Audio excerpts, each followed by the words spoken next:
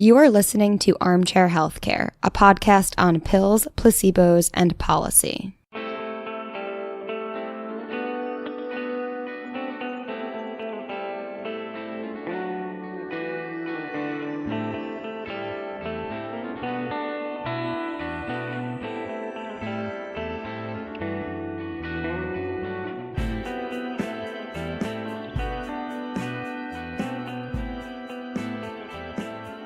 Welcome to Armchair Healthcare. What's up, Max?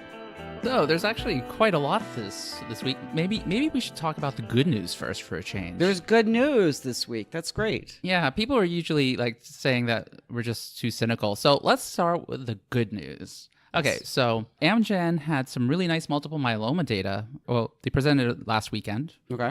For AMG 420, which is a BiTE antibody. Which is pretty cool. Yes. And so at the highest dose range, they had 5 out of 5 complete responses. And this was all in patients that had between 4 to 6 prior lines of therapy. Oh, yeah. So, I mean, the background in this is that if you don't know the multiple myeloma, sort of how it works, there's no cure for multiple myeloma, at least yet. But some of these new therapies are looking pretty good. Like they might be curative, but we'll have to see. Let's not get ahead of ourselves. So you have a CR, you have a complete response, and then you go into remission, but then it comes back. And so the people that have multiple myeloma will routinely get to the 5th or 6th line because they're running through different treatments. They stop working or they have a remission and then it comes back. If I remember correctly, and maybe I shouldn't. Don't quote me on this, but I believe something like 40% of patients make it to the 5th line. I think that's something that I put into a model one time. Anyway, you look it up for yourself.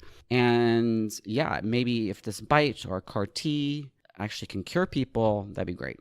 Yeah, so 4 of those 5, they're minimal residual disease negative and responses are ongoing in 4 of the patients for over 10 months. Yeah, and so these BiTEs are also really interesting to me from a scientific perspective because what they basically do is they sort of replicate what CAR T therapy is doing without having to go through all the genetics or anything else like that.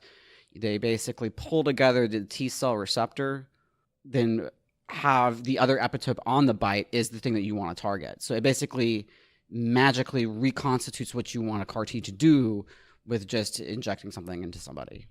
Which is really nice because the CAR T manufacturing process is bonkers. It's cumbersome, as some might say. Cumbersome.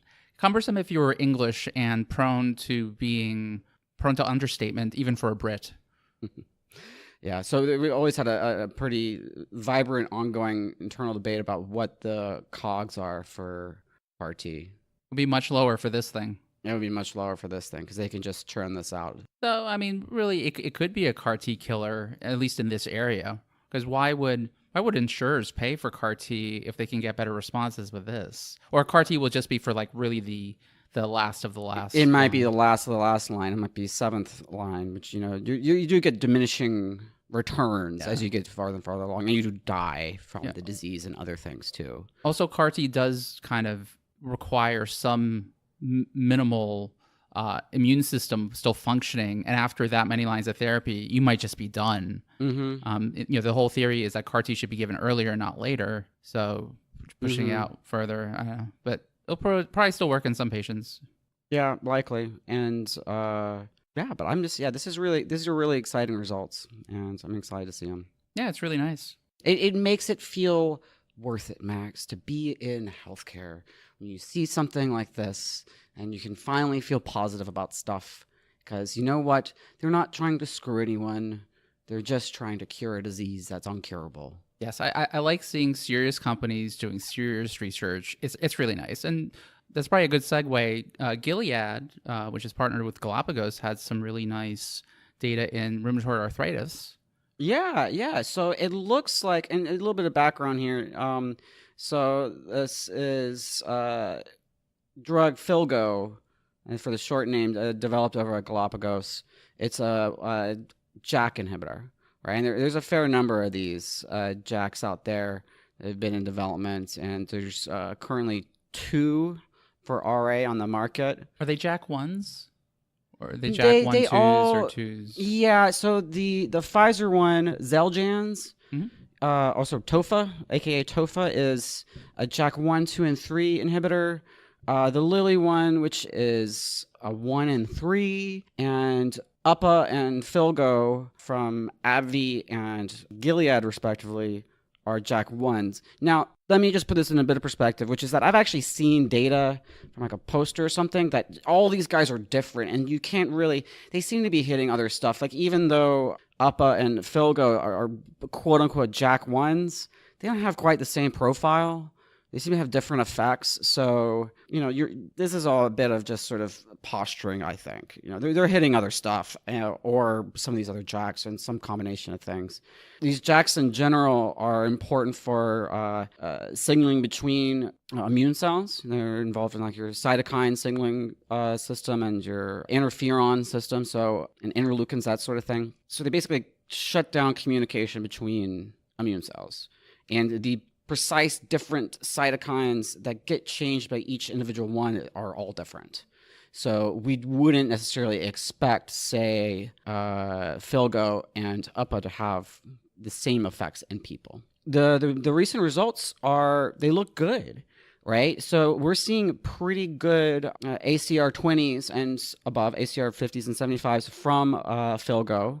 They're roughly comparable with what was seen from AbbVie's phase 3 clinical trial that reported, I think, last year with UPA. And so there's some are a little bit higher, some are a little bit lower, depending on what date you're looking at for these guys. They look pretty similar, right? And the key thing that it was encouraging about this trial is that it looks like the safety was pretty good, right? There's two things to worry about with this class of drug, right? Well, there's more than two things, but I will get into two of them. One is that if you're messing around with your immune system, you might make yourself more prone to infection, that sort of thing.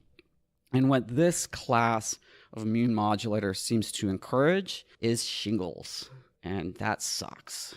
So we already know that Xeljanz basically causes shingles. If these guys can avoid that, that's great. And both UPA and Filgo appear to be avoiding this effect. So this is maybe because of the JAK3 or something like that. Mm-hmm. Who knows? And the other thing is that when Lilly's drug was coming through, it got stalled up with the FDA and they couldn't get approval for the highest dose because they were seeing deep vein thrombosis, which is pretty scary. And UPA, the AbbVie drug, also saw 6 cases of deep vein thrombosis. Now, did Filgo see any cases of this? Well, not on this trial, but on their recent spine trial. What's it called? Alkaloid, blah, blah, blah, blah. Ankylosing spondylosis or something. I don't know. I probably messed that up too. Spondyolating spondylitis. Spine arthritis trial. They did see a thrombosis. So it appears that the risk is still there at some level, but it seems to be less. And that looks to be the differentiating factor between these drugs. And to put these in a broader context, this is an oral drug for RA that's looking pretty good. And is it going to be a Humira killer? If I was a BuzzFeed person, I would be like, is this the new Humira killer? Wouldn't it be like the top 10 Humira killers in the pipeline or something? Top 10 Humira killers in the pipeline? Yeah. So anyway, Humira, it's a $20 billion a year drug, which is just shocking considering I remember... I mean, Xeljanz is 1.5. Yeah. And it's not really a great treatment for RA. It's just kind of convenience. Yeah, they're priced highly, and there's a lot of people with RA, and RA is really a horrible disease. I mean, your joints are just deteriorating. It's not like osteoarthritis, which is more people aging or whatever. Things just are deteriorating, and you just get worse and worse. And unless you're on these drugs, you're pretty screwed. Mm-hmm. So they're all very big. And I remember when Humira was known as D2E7, and it was the lead pipeline drug of Cambridge Antibody Technology, this really small UK biotech. And it's just amazing how it's progressed. And 20 years later, it's a $20 billion drug. Like, if I put that in my model at the time, people would have thought I We're crazy. Yes.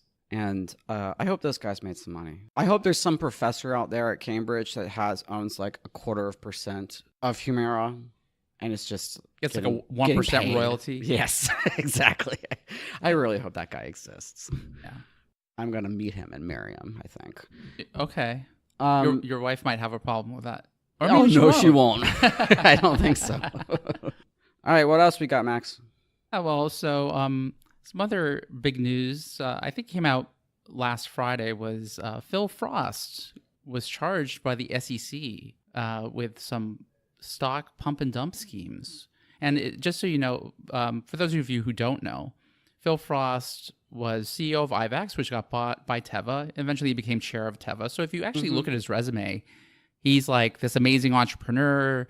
He's been involved with lots of companies, been very successful. But there's a dark side to Phil Frost that a lot of us have known about for a long time. So when I saw this headline, I was like, wow, it's about time. Time, yeah.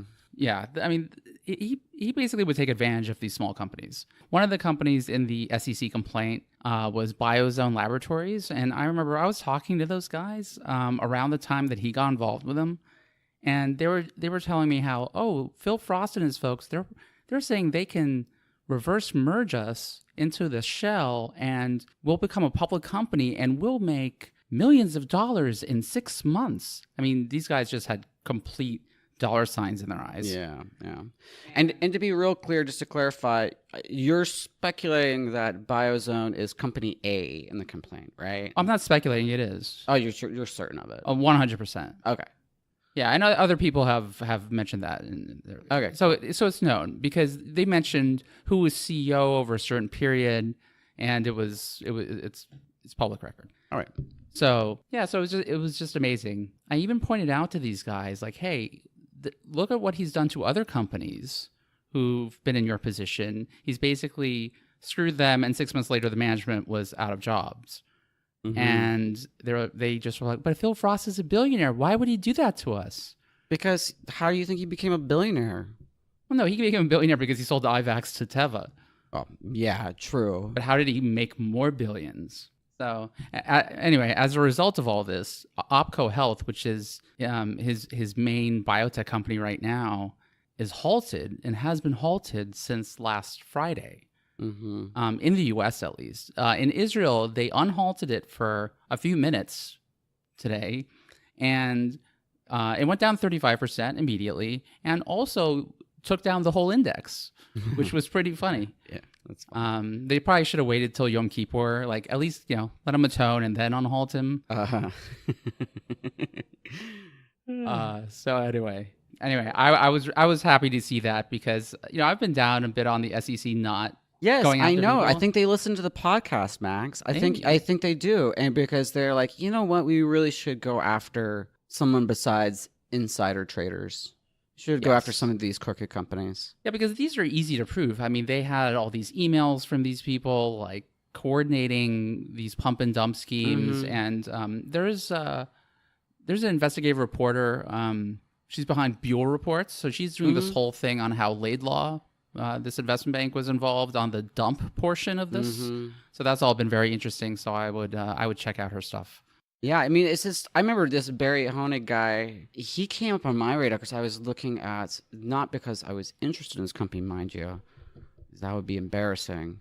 But I just saw one day like this company called Riot Blockchain. They like changed their name to Riot Blockchain, and they like exploded in their valuation, and I was like, whoa, what is this? And he was behind that too. Mm-hmm. And Barry Honig, by the way, was charged with Phil Frost along with like several other people. Yeah. And so I believe that came out. He was the person involved in that. I think CNBC did an investigation or something like that. So the pressure's been on, I think, a little bit from the journalists. And this is probably all the SEC is like, okay, we got to look into this. And so they dug into it, and this is everything that they found. Yeah, journalists have actually been a wonderful tip of the spear on a lot of these. I mean, they went ahead with like John Carreyrou at the Wall Street Journal. He was instrumental with the Theranos expose. So way before the SEC or anyone got involved, he exposed that. Also at the Wall Street Journal. You had like Charlie Grant was going after Valiant, and Love like other Charlie people were Grant. going after Valiant, and way before the SEC got involved, and they've actually been a little light on them. And then you have people like Roddy Boyd. He went after Insys. So all these guys have been doing a lot of work and really helping the SEC build their case before they even start. Yeah, and of course you have to give Roddy Boyd credit for Valiant too, for uncovering that whole. Like the Philidor. Philidor, that's the name of it. Yeah, I've already blocked it all out. Yeah, because it was so long ago. It was like totally 3 years ago. It was 3 years ago. That's not how my brain works, Max. You should know that by now. And, he's a celebrity now. Roddy Boyd, like he was on Netflix on the show. Yeah. There was a Netflix cool. documentary. Yeah. Go, dude. Yeah, no, it's awesome, and he was also behind the Arthur Yeah. thing, and like that was pretty awesome. He's a great guy. On my Amazon Smile account, so it's actually his reporting foundation that I'm supporting. Oh, great. Anyway, so moving on to another bit of shadiness in the biotech sector. Oh, we're going back to shady now. Oh yeah, we're totally in shady. We're okay. done with the We positive got stuff. we had 3 good things. Yeah, that's it. I mean, That's it. That's all. Don't get full of yourself. yeah, there's no unicorns with rainbows coming out of their butts on this podcast, okay? So I had never looked into this company very deeply, but Vital Therapies came out with some data this week. I had no idea that they were such I want to say shit show, but I can't say shit show. You can say shit show, Max. Okay, I'll say it. They're a shit show. So they just came out with their phase 3 data. It's not their first phase 3. So this was the 308 trial. And the 308 trial was based on a post-hoc analysis of the failed 208 study, which was based on a post-hoc analysis of the failed 206 study, which was based on post-hoc analysis of the failed 201 study. But that only gets you through the last decade. So it was actually in trials since the 90s. It was originally this therapy for acute liver failure was being developed by a company called Hepatics, and which was the predecessor company to Vitagen, which was the predecessor company to Vital Therapies. Mm-hmm. Well, I'd say, these guys deserve a little bit of credit to manage to keep themselves paid and listed on the stock market for that long based on virtually nothing. It's not the same people. It's not the usual story where it's just like the same guys over and over again with like changing the name. And so they actually had the guy who was COO of Jazz Pharmaceuticals, a multi-billion-dollar company, as their CEO. Mm-hmm. So they had some validation, I guess, from someone who's an experienced manager of a biotech. What happened, man?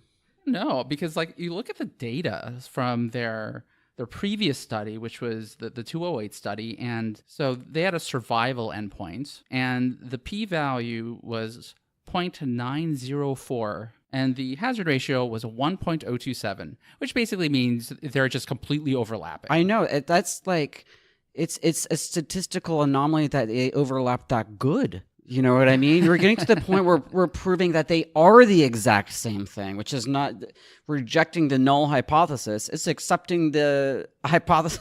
It's accepting, you have to accept the null hypothesis at this point. And it's amazing because during their analyst day, they went through all the data mining that they did to get here, which is actually quite interesting because they're like, oh, well, we looked at people's ages. So if we looked at people's ages and if they were below or above 50 or 60 or something, we only got to P of 0.167. So we tried to look at other endpoints and then we started combining them. So in the end, they came up with, and this is just beautiful. It's like, well, they have a whole flow chart in their presentation, right? Of all the different various subgroups that they've combined to try and mine this. So the subgroup that won this contest was age below 50, bilirubin levels above 16 milligrams per deciliter, MELD scores below 30, INR below 2.5, and creatinine below 1.3 mg per deciliter. So they have like several of these subgroups that they just combined, and they got a magical number of 0.007. Yeah, so they were significant, but as someone pointed out, it was all just because of baseline imbalance. Because when you do a trial, like the whole trial needs to be balanced in terms of demographics. But when you get into these subsets, they're not necessarily balanced if they're not pre-specified. So you get these kind of weird anomalies. And they probably went through like 1,000 different cutoffs. And so if you actually adjust for these multiple looks at the stats, they probably weren't even significant at 0.007. Definitely not. Definitely not. Because what you do is you get that number. If this is the most significant figure you get, significant p-value, you get it and you multiply it times the number of freaking comparisons that you did, right? So if you did 100 comparisons, these guys did 10 comparisons, they'd fail. Yeah, that's true. And I'm sure they did way more than that. Oh yeah, no, they must have been like, well, what if we do age below 60? Mm-hmm. What if we below 40? They were. Oh yeah. How about bilirubin below 15? No, that doesn't do it. Below 16. Oh, it's looking a little bit better. Okay. Pretty interesting, but it is amazing. I mean, they had a $250 million valuation, and this was after all these previous failures. They had like a real CEO. Mm-hmm. And I'm not going to defend this company, but I will say that the technology sounds really neat, man. It sounds neat. And I've run across these guys before, and I'm like, oh, that would be really cool if that worked. It's basically growing liver cells, like cultured liver cells, in like a cartridge that you flow people's blood through, and it does like the work of a liver. So it's like analogous to like dialysis for kidneys or something like that, but for liver failure. Yeah, that would be really great. Yeah, that'd be a really cool thing to have. And the problem is it doesn't work. They don't do jack. In fact, we've basically proven at this point that it does absolutely nothing. It doesn't even like shift anything around. It just does nothing. Yes. And this isn't really too surprising because you know what? A clump of liver cells does not a liver make and does not replicate the same functions of a liver. So you mean you can't just have like the goo inside a human being, put it inside a human being, and it'll magically make them better? No, yeah, that doesn't work. Oh. Yeah. So much for my plan B. Your plan B? What was your plan B? No, I'm just kidding. I didn't have a plan B. It's just like, I had this other project I'm doing, just inject people's goo into them and mix them better. Which I guess is the whole, a lot of stem cell companies, that's basically what they're doing, yeah, right? Yeah. They're sort of like, oh, it's stem cells. And that's pretty much as far as they sort of think out. Because stem cells are great. And they don't really think about any mechanism or anything else past that. And you brought up something about human goo, and that reminds me of a fun story. You want to hear a fun research story? Oh, sure. I was told this back when I was working in the lab. And so if you've read the book, The Immortal Life of Henrietta Lacks, you might be familiar with these cells that are used in all variety of basic research called HeLa cells. Right? So this lady had ovarian cancer, and they took some cells out of her, took a biopsy, and these cells would just grow on and on and on forever. You put them in sugar water, or media, I should say, and they would just continue to grow. And so this is great. It's really useful to study these cells because it's like what we normally study bacteria in a petri dish, only they're human cells. So we don't have to like take them out of people anymore to study them, and they live forever. So it's really convenient. And there's a whole story with Henrietta Lacks, and you can read the book if you feel like. That's not what I'm concerned with. What is interesting is that these cells continue to evolve, right? And in many instances, they've actually found, they've gone back to look at like other cell lines, right, from other people's cancers, found the same way. Maybe it's a kidney cancer. They actually take a look at the genetics and like, oh, crud, these are HeLa cells. How are these getting? There's some cross-contamination. Something like that, and they just replaced these other cells, outcompeted them, and no one knew for a long time. But then they kept on looking, and they found stuff that was even crazier, which was that in certain like locations, like certain places, like these HeLa cells, if they were allowed to evolve too much, became free living, i.e., they crawled out of the frickin' dish. Wow. And they were like living in these incubators, like in the corner of incubators, and like randomly in labs. In random spots. It's like a new form of life. It's like something that is both unicellular life, like a algae or something, but human at the same time, like fully human DNA. I mean, it's the DNA is fakaked because it's a cancer cell that's evolved to be an amoeba essentially, but still human DNA if you look at it. Oh, did they start killing people yet? No, they have not evolved into like some sort of alien creature like Venom or that evil thing in the movie Space. Yeah, it hasn't. Which one's the movie Space? Isn't the movie Space one the one with the guy like a space amoeba grows really fast? No, that was the movie Life. Life, that's what it is. I knew it was a single word. Yeah, it was Life. It was a really good movie. Well, if you like space horror. Yeah, I think it's time for the what do you call it? Don't listen to any of our advice on movies or investing or or advice on movies or any of that stuff because I don't even know their names. But isn't that crazy? Before long, it's going to take over the world. There's just going to be a giant lump of HeLa cells. It's going to be rolling around, swallowing up New York. Can't we just nuke them? No, they just mutate faster. Oh, okay. Tell Donald Trump not to nuke them. I know, they did come from a black lady. It's not looking good for Donald Trump not nuking them. Definitely don't listen to our politics, and we really should delete that portion. So anyway, going back to just the stem cell thing, the San Francisco Chronicle had a really interesting investigative story on this thing that I've never heard of, which was the California Institute for Regenerative Medicine. Yes, I've heard of those. So apparently, about 14, 15 years ago, Proposition 71 passed in California. Now, California is completely fakaked because everything can be passed through this vote, on the ballot, and it doesn't even matter if what they're trying to pass is the exact opposite of something that's previously passed. It's weird. But it's direct democracy, Max. Yeah. So this tells you the limits of direct democracy. So Are you saying that people are too stupid to govern themselves? We're not going into this. Anyway, so going back to this California Institute for Regenerative Medicine. So yeah, they got $3 billion in this vote. Now, if you let people vote, they'll give money away. They won't think about balancing anything. And that $3 billion actually cost $6 billion because it was through a bond offering. So with the interest, it's been $6 billion. The San Francisco Chronicle basically said they really don't have much to show for it. And now they're looking for another $5 billion. And what's interesting is that some of the main backers of this were venture capitalists. So interesting. So they find a vehicle that might help them get funding for their companies that they own shares in, and non-dilutive funding at that. And you just tell people, oh, look, it's to cure the disease. Give me money. Give me money. Give me money. For cure disease now. Give me money. And if anyone's listening to this podcast that wants to fund my cure for aging, just send me money. Which one's that, Speed? No. That solves a lot of problems, but no, it doesn't. Don't listen to me. But yes, I have a cure for aging. I can make you live forever. Silicon Valley, are you listening? Well, what is your cure, or what is your? It's a structured hydronutrient. Hydrogen water? What? Yeah, it's hydrogen water that you drink every day. Makes sense. Right, and it reverses aging by realigning your oxygen molecules. And realigns your molecules. It gets your vibrations. Good.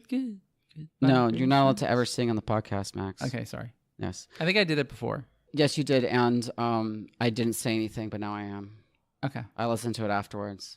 Okay. Anyway, so yeah, it's been a bit of a boondoggle. I feel like we should research stem cells, but there's just been so much wasted effort. Well, I don't know. Look, monoclonal antibodies were considered a wasted effort, for a long time, because I think it took 25 years from when they were first discovered to like an actual marketed product. I mean, I remember people were still not really believers in them when I first started in this industry, and there was just like a handful, but now they've really revolutionized a lot of different diseases. And just, that Amgen, that was an antibody. That Amgen data. So, stem cells, we're still early days, but I think that the idea of having voters just allocate $3 billion to something that just sounds good in the media is probably a bad idea. Probably a bad idea. It's a little misallocation of capital there. All right. If any of our listeners want to see something really cool, just Google heart cells beating in a dish. These guys got some stem cells, and then they differentiated them into heart cells, right? So they're sitting in a dish, and that sucker beats like a heart. It's the craziest, weirdest looking thing you've ever seen in your life. And so they could turn them from, into heart cells or bone cells or this or that. And you turn them into bone cells, they look kind of bony, and really neat stuff. So maybe one day I can get my third arm. Why would you want a third arm? I mean, I guess it could be useful in tennis. It could be useful in tennis. Or something. All right. Are we going to inject ourselves into the tennis controversy too? No, Is there no topic that we won't just pour gasoline on? Yeah. So I think Serena Williams should start a death tennis league. Yes, death tennis. Yes. Death tennis. So that almost sounds like. So is it going to be death metal? Will that be the theme for death tennis? Yeah. Oh, or they could just use the Monday Night Football theme because that works great for everything. Oh, now you're singing. Death tennis. Well, I kind of like the ABC Wide World of Sports with the thrill of victory and the agony of defeat. Oh! Yeah. I that mean, was my Wilhelm scream. Did you ever see that show or the intro for that? I don't remember. So it was in the 80s, and they kept showing this poor skier. He was probably like an Olympic skier who fell off like the ski jump thing, and that was the agony of defeat. So forever, he's immortalized as the agony of defeat guy. Gotta be embarrassing. Oh, yeah. And he's like, I got really hurt. Why are you doing this to me? Hopefully he got royalties. So in other news, I spoke about unicorns with rainbows coming out of their butts. So Moderna is looking to go public at a $10 billion valuation. $10 billion. That's how many dollars per phase one? It's probably still like $2 billion per phase one or something. Yeah, something like that. I think they've got at least 10 programs. I can't keep track. Well, good for those guys. Congratulations. You've impressed people. Yeah, well, yeah, they have like Goldman and JP Morgan, and I think like Morgan Stanley taking them around. So like all the big bulge banks who, have really great reputations, but are actually just Phil Frosts at heart. They're taking them around. Yeah, I'm sure lots of people will make lots of money. I don't know. There were a lot of these unicorns who've gone public have not done well after the IPO.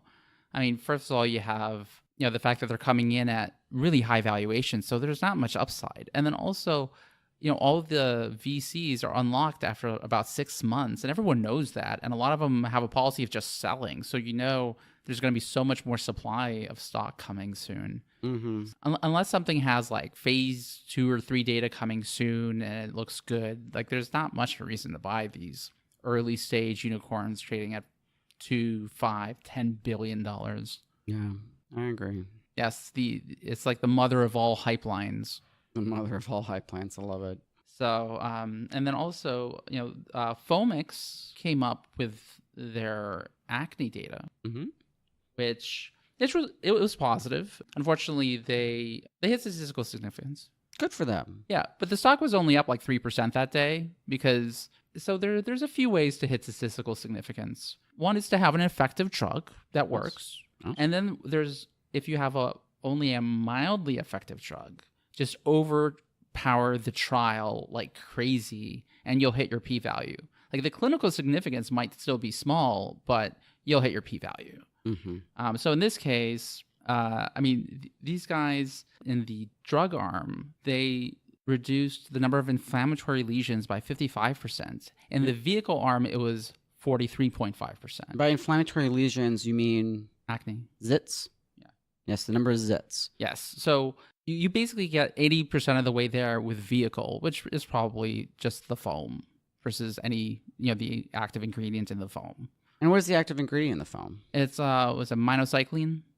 Okay, so yeah, they're just reformulating something. Why make a new product? Oh, I mean, because I believe it's an oral antibiotic, and this is a topical, so you don't get the systemic side effects. But like I wish they would have done a trial versus the oral, because then you could actually see, is it better or worse? Because here it just looks like it's just mildly effective.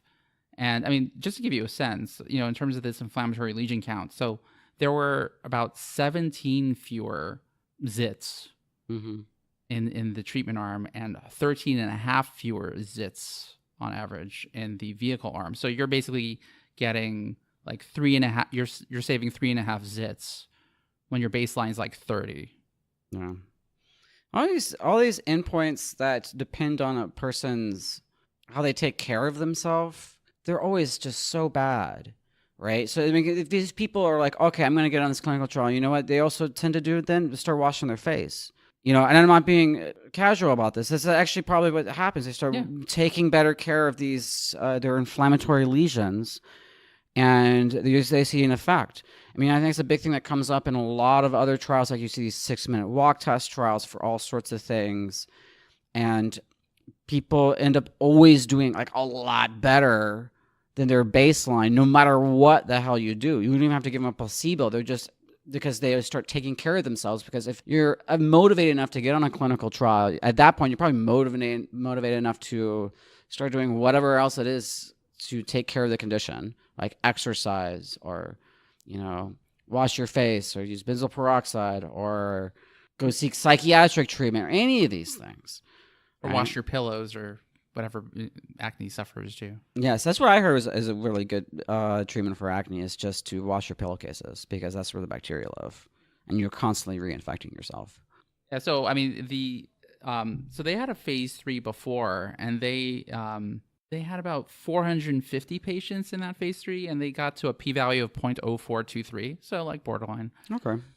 But so this trial was 1,500 patients. Mm-hmm. So they're just like, let's just do it. Just do it, man. Do it. Go all the way. Yeah, it's not surprising because this is pretty wishy-washy too. Like you can imagine, like you might just have fewer inflammatory lesions because of just randomness. Maybe the weather was better.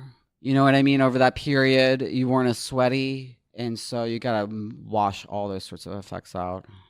Yeah.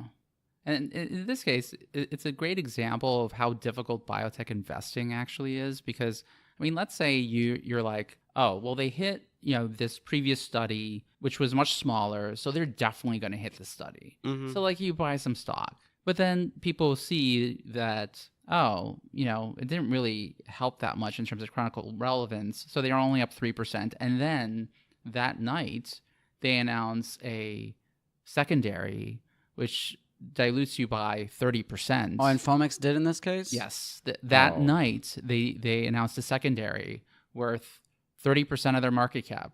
It's like you could be right on the fundamentals and completely wrong on the stock a lot. And this happens a lot in biotech. It's so many moving pieces, like, investor sentiment, expectations, all that other stuff. Mm-hmm. But you know what? I do like to see positive results.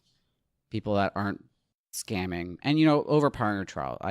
I've heard some people push back and say it's not that scammy. You know what I mean? It's not scammy. I mean, it's a small effect, but this is maybe a product that people like. You know what I mean? I mean, we'll maybe see. people will like the product. Let the market decide. Do I think this is like great revolution? No, but you don't have to reinvent the wheel. Yeah, I mean, look, I'm not saying that it shouldn't be approved or anything. I mean, look, it looks like I don't know what the downside would be. It's just as long as people know it's just mildly effective and don't bet the farm on it and they don't charge too much, they'll probably be good. Mm. So anywho, and on a previous podcast, we had talked about that carb study from the Lancet Public Health journal. So the Wall Street Journal had a really nice op-ed on it, which talked about some issues with the study that I hadn't with the study methodology that I hadn't been aware of. Oh, cool. So apparently, in the food questionnaires where they would question people, they didn't have certain items. Like, for example, pizza was not included in the food questionnaire when they were trying to figure out, like, what percentage of people's diets were carbs or... Pizza wasn't? Not. Pizza was not on the list. That's like my main source of carbs. Probably, yeah. Because when I'm wanting pizza, I'm going to eat pizza. Yes. You can't stop me. You got to hold me back. So this is your diet X pizza. And so when you calculate the actual number of calories that they would total for people, it's 1,500 calories a day that people were eating based on these food questionnaires, that's like the North Korean diet. That's not like an Well, average that's not American that diet. Crazy. 2,000 calories is like an average. So a lot of people eat less than that. But 1,500? Yeah. And a lot of these guys were smokers and they were obese. I think they were eating more. They're probably eating more. You might be right. I think they were eating more. And then another issue was that they really only looked at the eating habits during 2 periods. So 1987 to 89 and 1993 to 1995. Now, I don't know about you, but my diet's a smidge different. It's actually the exact opposite. Because I used to love carbs. I ate so much bread and like cheesesteaks and all this other stuff, pizza. Yeah, well, you're Wonderful also a pizza. kid. What? You're also a kid. Yeah, I was also younger. I was eating so, pizza rolls every night. Yeah, I mean, Hot Pockets, those were awesome. Hot Pockets, if you're listening, you can send us a crate anytime. Or sponsor us. We'll mention you can sponsor us just with Hot Pockets, and we will mention you every episode. You know, it's kind of funny. The companies we mentioned are like Dunkin' Donuts, Hot Pockets. I mean, we're denying ourselves carbs, Max, and we just lust over these things. I dream of donuts sometimes. You dream of donuts? Are you Homer Simpson? I dream of donuts. Do, do, do, do, do, do, do. Crullers, man, they're my weakness. What are you, Canadian? Eh? What? Crullers aren't Canadian. They're Aren't they? French. I think French Canadian. I don't know. Uh, Is that where crullers come from? I don't think so. They come from France. They're invented in France, like French fries. Were French fries actually invented in France? No, they're invented in Belgium, but the French-speaking part of Belgium. Oh, okay, so that counts. No, they weren't invented there. We've been frying up potatoes ever since we discovered them. I'm sure the Native Americans were frying up potatoes and making Indian fries. Yeah, the first In-N-Out was actually Navajo. Well, they didn't have cows, Max, but they were frying up potatoes. Well, yeah, so they were a non-hamburger joint. It was just a French fry joint. And I'm almost certain the potatoes come from the southern hemisphere. Don't quote me on that. They might have had yams, right? This is not a investing potatoes- or medical or anthropological advice Or agricultural. agricultural podcast. Anything else you want to talk about? Nah, I guess that's it. Okay, great. Well, thank you everyone for listening, and please subscribe and review us on iTunes. Take it easy.